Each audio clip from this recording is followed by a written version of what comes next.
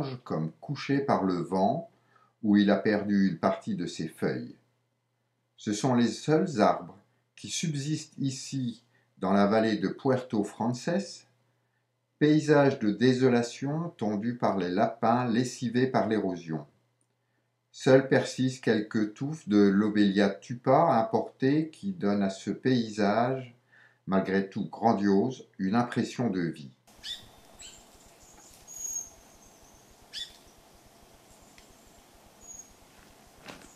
Raphitamnus venustus est également une autre endémique.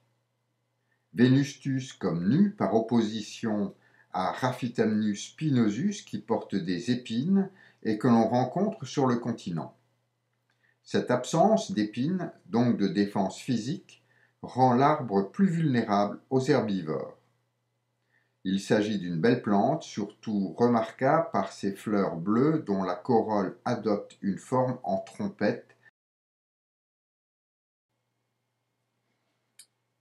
Il nous aurait fallu beaucoup plus de temps pour voir plus de plantes, mais ce bref séjour nous a permis de mieux appréhender la fragilité de ce milieu. La prise de conscience que nous ne sommes qu'un élément de cette biodiversité, au milieu de cette flore aussi rare que parfois étrange, doit partout nous amener à savoir regarder ces quelques merveilles sans vouloir automatiquement nous les approprier. Quel est l'avenir aujourd'hui de ces plantes et de ces îles ? Tout doit commencer par la lutte contre les espèces végétales importées et contre la destruction animale.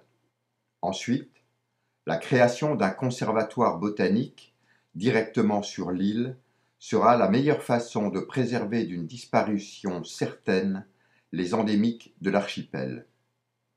Philippe Danton œuvre ainsi dans ce sens en coordination avec le Conservatoire botanique de Brest et les institutions chiliennes.